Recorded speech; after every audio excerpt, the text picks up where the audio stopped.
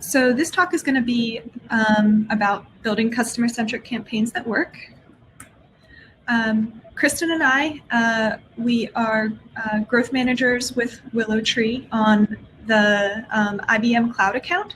So a lot of what you're going to hear today is the stories and learnings from our time with IBM Cloud. So I'll kick it over to Kristen to give a little bit more detail about what's to come in this deck. Yeah, hi everyone, and lovely to chat with you for coming. As Emily mentioned, we're here to talk about strategies for building customer-centric campaigns at work. But to illustrate these strategies, we're going to tell some stories from our work with IBM Cloud, which is a pretty complex product and a pretty complex business model. So just like any marketing team, we've had a lot of problems to solve, and we've really had to pick our battles and create a game plan along the way. So today we're going to share that game plan and some of our war stories from the field.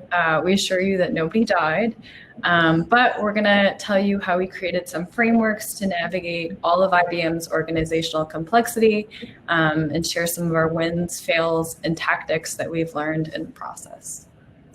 Absolutely. So before we get into all that, I want to tell you a little bit about WillowTree. So we are a digital products and customer experiences agency. We build things like apps, websites, and voice for some of the world's leading brands. We believe it's not enough to just build great customer experiences. They don't exist within a vacuum. So customer experience as a WillowTree sees it includes how a user finds and interacts with a product, where it plays in the competitive space, and and the work that we do, it's really grounded in this holistic customer experience.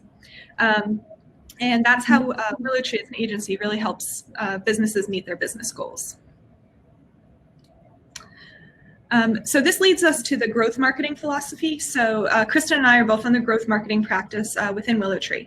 And we have a philosophy that you should just trust a marketing idea from somebody who can build it. Our clients come to us needing behavioral, segmented, personalized messaging. And these days, that sort of best-in-class marketing is highly technical. Its foundation is software. So we at WillowTree, we work closely with engineers and data scientists to ensure that the best-in-class tools are integrated into the digital products correctly so they can be used to their full potential. We collaborate to ensure that data collection and the structure will fulfill those user experience needs and the business goals that we hear from the clients. IBM Cloud, who we're going to talk a lot about today, they use Segment as a customer data platform, Braze as a messaging system or ESP, and Amplitude for analysis. But WillowTree as an agency, we have deep experiences with dozens of other software tools, so really everything needed to create that world-class user experience that our clients' customers expect. Whether we're building a user experience or an email marketing strategy, our digital product, we focus on driving business value through measurable outcomes. So you'll see as Kristen discusses our work with IBM Cloud that we never lose sight of business outcomes. We really use them to size and prioritize our messaging efforts, and we focus on work that's going to impact the bottom line.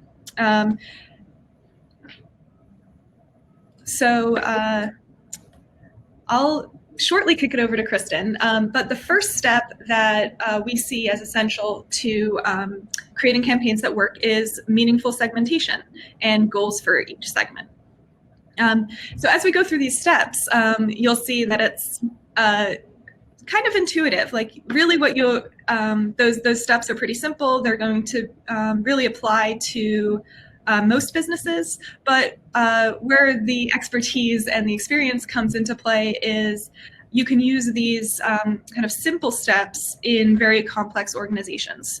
So before we get into the details of how we use these methodologies, I want to tell you a little bit about IBM. So it's a pretty complicated business.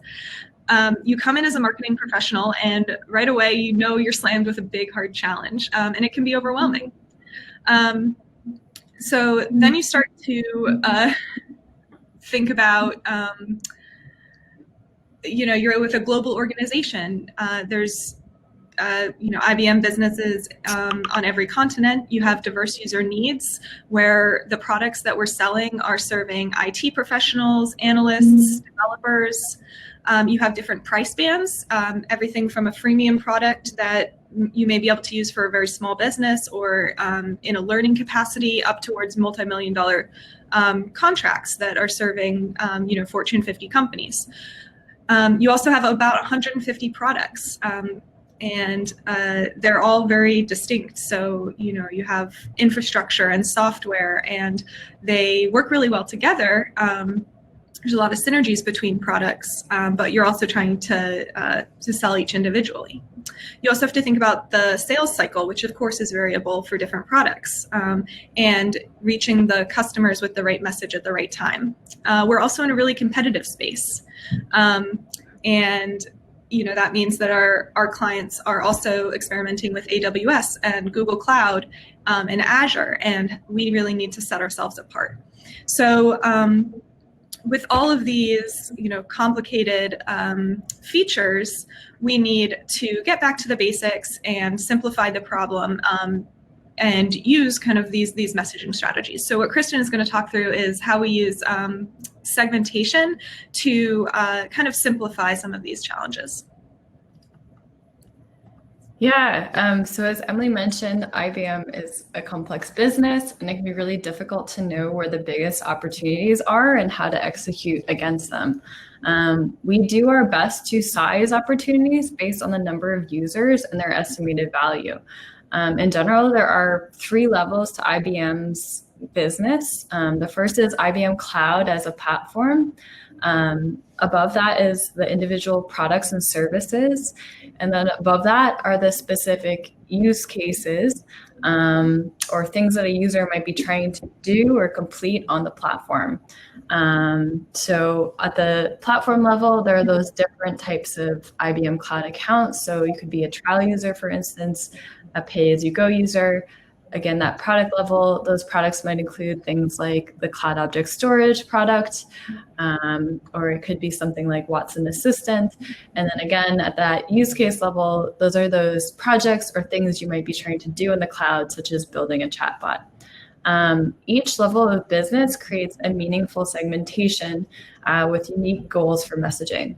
So when a user first arrives at IBM Cloud, they're nurtured or messaged at the platform level. This segment is our largest group with the lowest average value and engagement. So a lot of users, for instance, come on to IBM Cloud, they sign up for a trial account. They may stick around long term or they might not. But because this audience is so large, they represent our highest priority for marketing nurture. Moving up to that product level, as Emily mentioned, we're dealing with over 150 products. So within that collection, we see a greater opportunity within some products that have a larger audience and generate a higher revenue. So that's something we think about when we prioritize all these projects, because there's a lot of work to be done, of course. And then finally, there's that use case level. This represents the most engaged and valuable group of users. They're a relatively smaller segment, but they present an opportunity to reach them with really personalized content. And at this level, our aim is to really maximize these users' lifetime value and to convert them into IBM advocates. Yeah, this is this is how we apply this framework to IBM, but it can also be applied across other industries. So we encourage you to really think about how you could have levels within the segmentation. So for example, you can consider maybe a more simple retail brand. And in this case, the level 1 or platform nurture would be perhaps like Gap as a brand. So when we get somebody to sign up on the Gap website to create an account, then you can nurture them at that platform level. Level 2 could be a product like a sweater. So if they add a product to their cart, you can try and get them to the next step with that particular product. And then the top level here would be a use case. Perhaps that person is looking for a sweater because they need professional clothes for a new job. So when you know more about that user, you can nurture them in a more specific and effective way. Now I'll hand it to Kristen to get into the details. Yeah, so what we're looking at right now is an example of a lifecycle messaging journey map for our pay-as-you-go new user segment. So at WillowTree, we use these to plan out our automated campaigns and canvases, which are canvases are like those messaging journeys that we create in Braze. So the dark purple nodes represent behavioral triggers. So those are areas that we use within the logic to trigger certain messages. The other nodes are color-coded to represent the different segments. So even within this segment, there are segmentations within the whole messaging journey. So for instance, those red nodes represent the messages targeting the inactive segment, whereas the green ones, those are targeting the active users. So our overarching goal for all users is to increase their level of engagement and move them towards those more personalized segments and streams of nurture. As users present particular behaviors, such as signing up for a particular product or completing a milestone within a product, they qualify for more targeted segments and personalized nurture. And what's great about Braze is that it makes it really easy for us to segment users and seamlessly move them between different campaigns based on their behavior.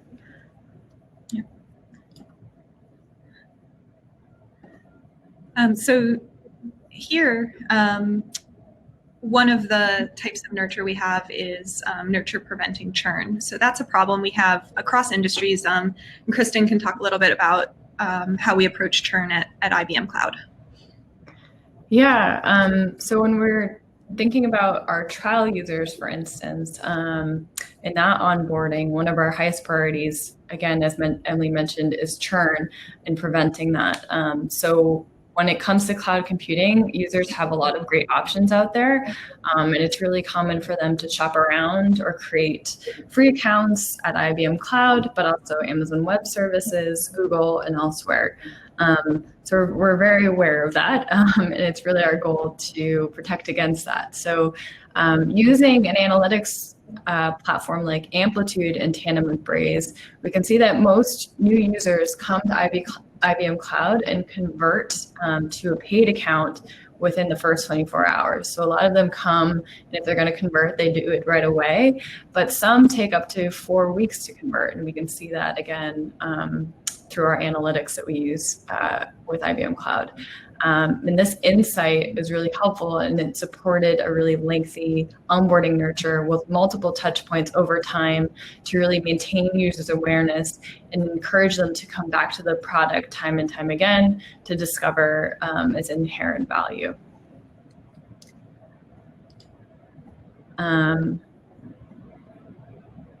And then finally, another area that we leverage for personalization that we're moving towards is incorporating more user preferences into our data ecosystem and leveraging these in our campaigns.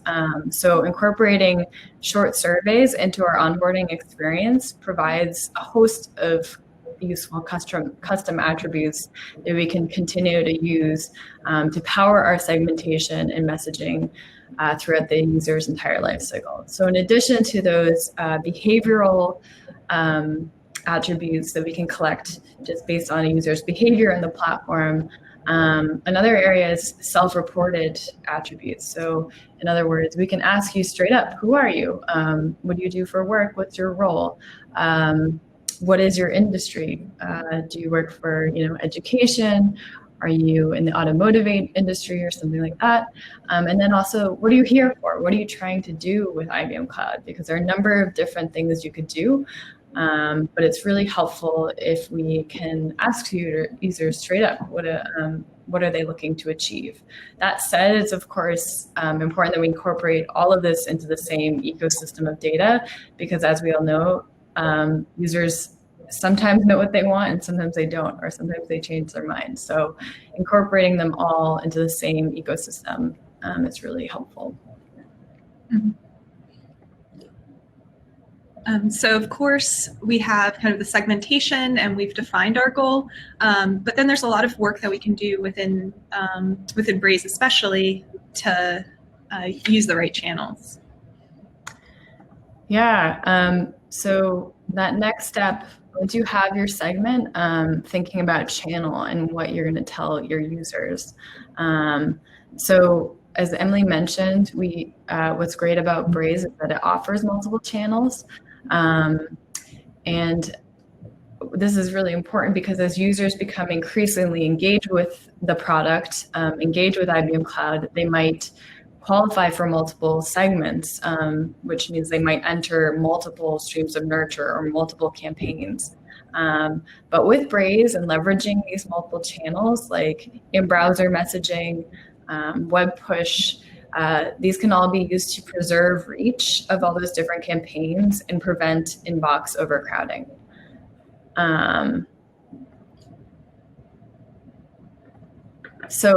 We're always looking for more ways to really leverage Braze's omni-channel messaging features. So even though IBM Cloud is a desktop product, we're always looking for channels beyond email to keep users engaged and give them the information they need, where they need it, when they need it. So if you're considering adding additional channels to your marketing program, a really useful exercise is to come up with use cases for each channel. So particularly if you're starting with email, but you're looking to incorporate more in-browser messaging or in-app messaging, if you're looking to try SMS, it's really helpful to go through the exercise of thinking about, okay, what are all the use cases around in-browser messaging? Where might we use that in the customer's life cycle? It can be really daunting at first, but if you pick one of those use cases and use that as a pilot, it's a nice way to focus the performance of that particular channel within that use case and use that to really scale across your marketing program. Mm-hmm. So as we mentioned previously, one of our segmentations is that product level segmentation. So at the product level, at that kind of messaging nurture, we're reaching a relatively more engaged audience. And since they're already engaged and working within the product and platform, that in-browser messaging channel offers a really great way to provide useful information at users' fingertips. So rather than sending users an email, sending them something to their inbox, which is outside of the product, that in-browser message can serve up that message in tandem to their activity in the product, which is really powerful. However, as we all know, users occasionally drop off, and for that reason, channels like email and web push, those still remain really helpful in reaching users when they're absent from the platform, and they're helpful in driving users back into the platform. So here are a couple of email screenshots from our Cloud Object Storage nurture. So Cloud Object Storage is one of the products on IBM Cloud, and it's essentially similar to a Dropbox, a place for users to store data and create databases.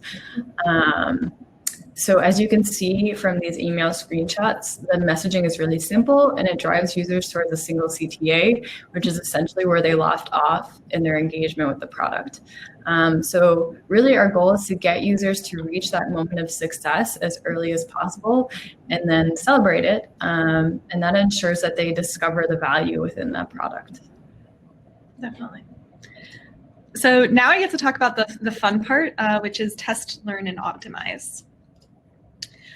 So as Kristen discussed, we're always driving a user towards a key action, and those tie to business outcomes, which is what everybody cares about.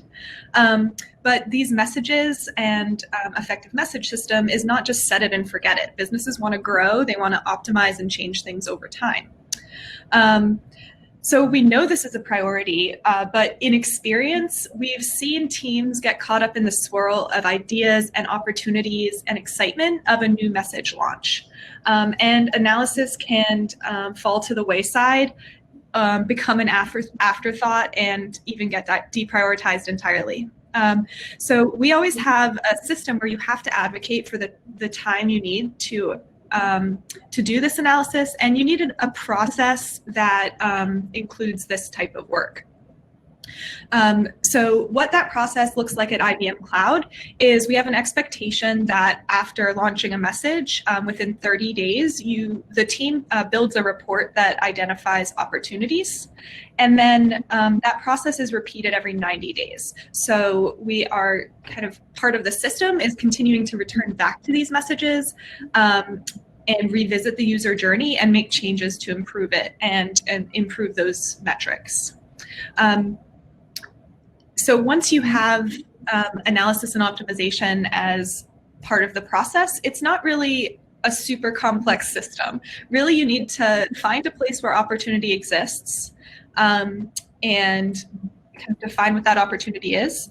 And then you also need the process to include sharing and acting and scaling that opportunity. So at IBM Cloud, for example, we have tests and executions in multiple geographies all over the world. And what we need to make sure we do is communicate those results. So maybe it's an A/B test, which Kristen will discuss, or some other sort of analysis looking at the relative performance of different messages. But you need to take learnings that you raise in North America, for example, and share them with the Asia Pacific team, so that if the learning is going to apply across the world, they have that information and they have it in a way that they know how to act on it. So Kristen will talk through one example of a type of A/B test that we do. Yeah. So we say this is the last step. It's really an ongoing step, as everyone knows, especially in something like a life cycle campaign that lives on, and that you really are looking to optimize over time. So this is just like an example of one of the A/B tests we've been looking at, but it involves looking to perhaps a type of attribute that we don't always think about as retention marketers, which is the acquisition source. So with a really well planned out taxonomy of user data, so leveraging that tool called Segment, we're able to track users' acquisition source, such as, for instance, in this paid search campaign, when a user comes in through a paid search on Kubernetes as a product, we can take that attribute that we collect from the acquisition source and use that within our onboarding journey to personalize the welcome message. So that's something that we are testing out right now, and essentially what we're hoping to do is personalize the user's welcome message and really direct them towards that product of interest sooner. Yeah, absolutely. So Kristen talked about one example of an A/B test, and one challenge that we had kind of early on is we would execute or conduct one of these A/B tests. We would get results and we would learn something, and then we would that change within a particular campaign or journey to improve our KPIs. But then that test would, or that learning would sort of fall back, and it would be really difficult to communicate and scale and get the most value out of that test. So what we learned is that we can create and disseminate a standard testing plan and results log, and that is what enables us to take these A/B test results and share them throughout the company. If you have a standardized way of kind of planning and prioritizing and then logging results, it's really easy for a North America team to share results and a recommendation to an Asia Pacific team when everybody is speaking the same language about how you conduct and share the results of a particular test. So that's been super helpful for us in terms of scaling. So we do have a few minutes left. We are happy to answer some questions if we have any coming in. Otherwise, Kristen and I can just talk a little bit.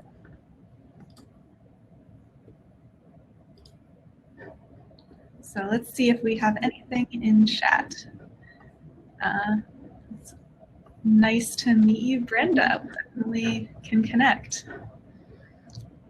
So what Kristen and I were talking about today was largely the execution branch of what WillowTree does. So we work with particular clients to help them execute this best-in-class marketing and run that program and help really teach the team how to use these tools and systems effectively.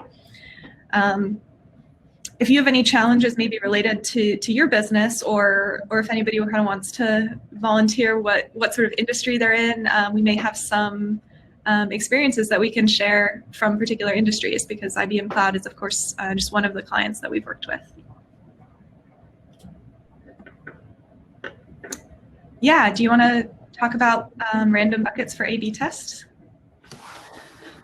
Yeah, so again, this is something in the context of Braze. I'm curious how it's structured in some of the other marketing platforms that folks use.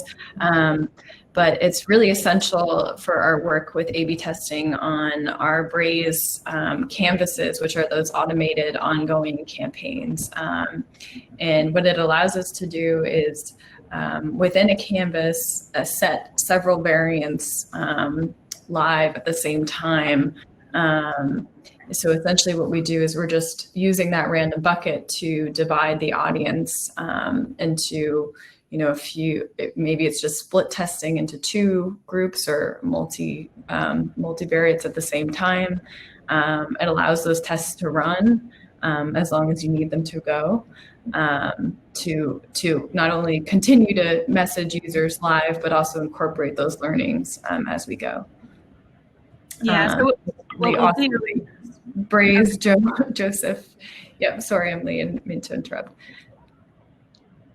Oh yeah, I was just gonna say, like, specifically, we'll basically create the plan, and then random bucket, 1 through 2000, we'll get a particular variant. 2001 through another number, we'll get another variant, and we can alter those sizes depending on how large of a test we want to execute. Yeah, so I think there's some documentation on that too in Braze that I can send over, but it's pretty straightforward, and we're happy to answer any other questions on that.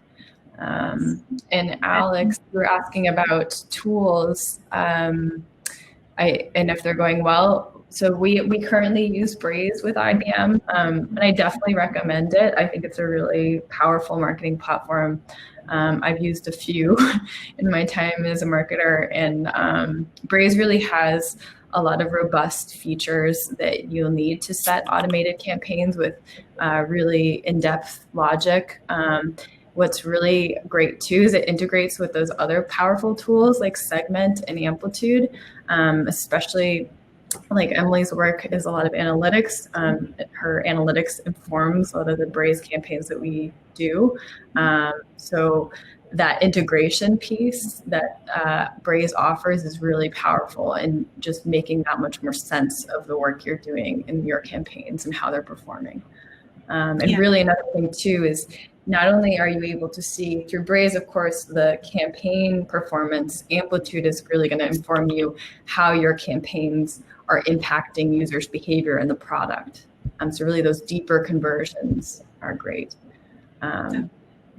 Yeah, we definitely have multiple types of automated campaigns. Some are triggered by a particular behavior in the platform, and others are automated based on segments. So a user can conduct a number of different behaviors, and that puts them into a segment that receives a message. And then we also have, of course, timed automations.